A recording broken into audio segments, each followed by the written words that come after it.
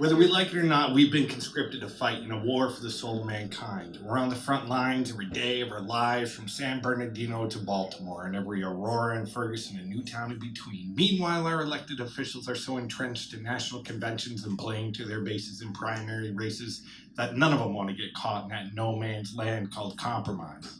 So they shore up their office by gerrymandering our already segregated nation to silence minorities and dissenting opinions, and so our political debate devolves into speeches of hate, as if all of our problems are foreign in origin.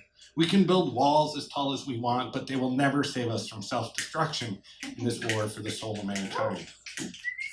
When people rise up and insist on having clean water to drink by flexing their rights to peacefully assemble, things suddenly resemble some totalitarian police state where we live in fear of becoming victims of those with the badge on their chest that shields them from prosecution, and retribution is theirs for the taking. And they get a paid vacation when they spray some innocent protester in the face with some mace. Their job is to serve and protect, not to break your goddamn neck.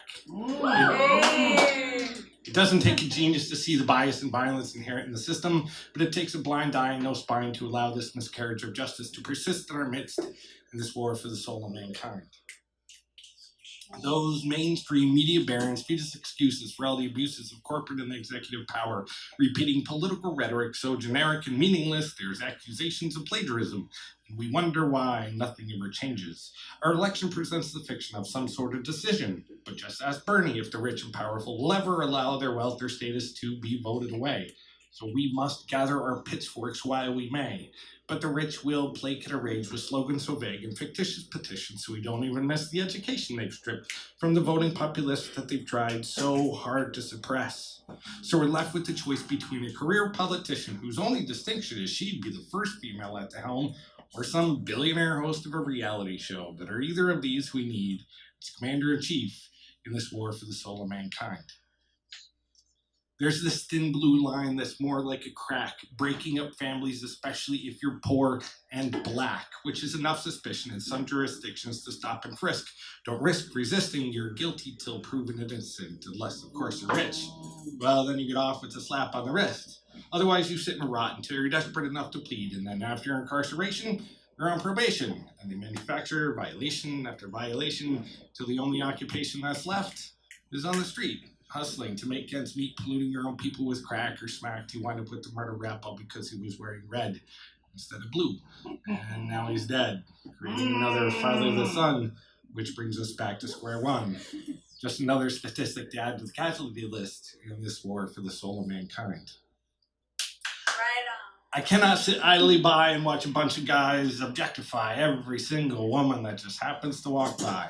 It seems at times our whole society has complete disregard for a woman's education or station in life, so quick to reduce her to just a collection of body parts whose only purpose is gratification, ignoring the fact that that's someone's mother or daughter you're talking about. Say it. And when a woman gets upset, we just blame it on PMS instead of giving her feelings the respect that they're due. We cop an attitude and say, quit being so bossy, when we should pat her on the back for being so awesome and having the courage to stand up and say what's on her mind. She's taught from a young age that having a brain is somehow repulsive. And how many derogatory terms these days have feminine connotations? The P word, the B word, the C word. It's all so absurd that a woman today still takes home 3/4 of the pay as a man. Talk about it. Talk about it. Talk about it. The battle for women's rights is all part of the fight in this war for the soul of mankind.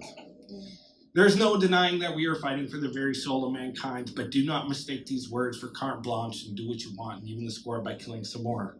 How many people are trying to fill the void in their life left by a bullet hole in their husband or a wife or a child? And tragically, these days, some words and phrases like Orlando nightclub have become synonymous with acts so heinous it doesn't take more than a name like Freddie Gray to evoke emotions we need to channel and focus into an impetus to turn off apps like Snapchat, get off our fat asses, and take some action.